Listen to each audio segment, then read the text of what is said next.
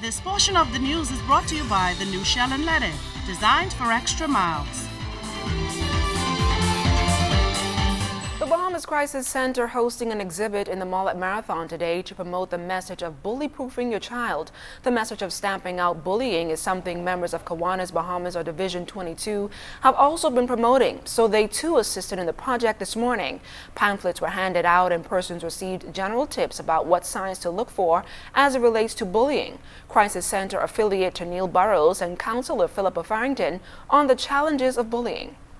We want to just impress upon children and youth that bullying isn't okay, and we want to also make parents aware of signs to look out for so that, you know, they can kind of tune in if if their child might be exhibiting any signs of bullying.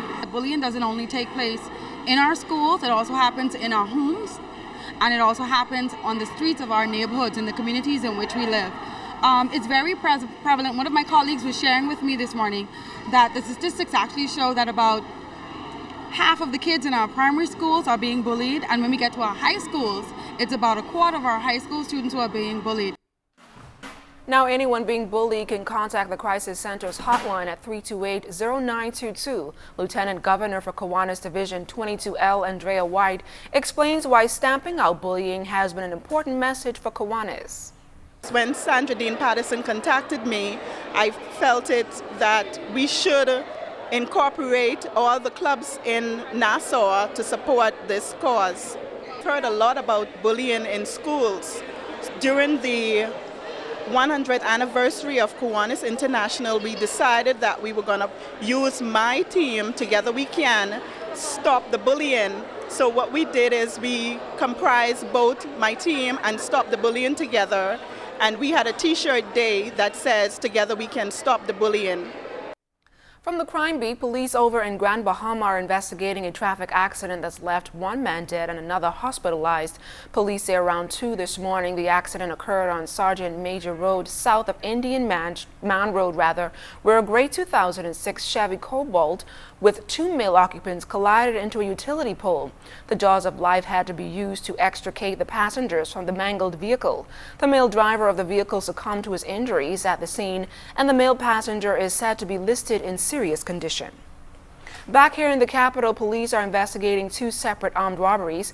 In the first incident reported around 9 yesterday morning, a man was standing outside of his home on Adelaide Village Road when 3 males armed with handguns approached and robbed him of a small amount of cash and a flat-screen television before fleeing on foot. In the second incident, which unfolded after 10 last night, 2 men armed with handguns robbed the owner of a restaurant of a large amount of cash before fleeing on foot. Police are also looking for a suspect that shot a man in the leg outside of his home on Dorset Street in Fox Hill. Kirkland Neely was crowned the King of Junkanoo during this year's Junkanoo Summer Festival, beating participants from all the major Junkanoo groups for the title. The festival was held on Saturdays from July 4th to 25th. The dancer says he was not so successful last year, coming in second, but this time he returned to compete and the top prize was the only option. Neely from the Music Makers says the competition was stiff, but he knew he had the skills to bring home the gold and thanked the Ministry of Tourism for its recognition.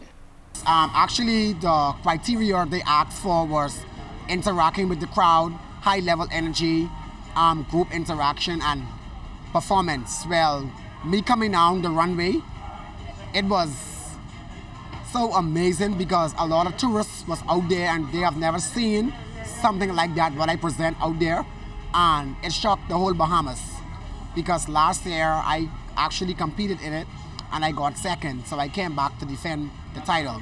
So I won the gold. And that does it for this portion of the news, but don't go anywhere. Sports is up next.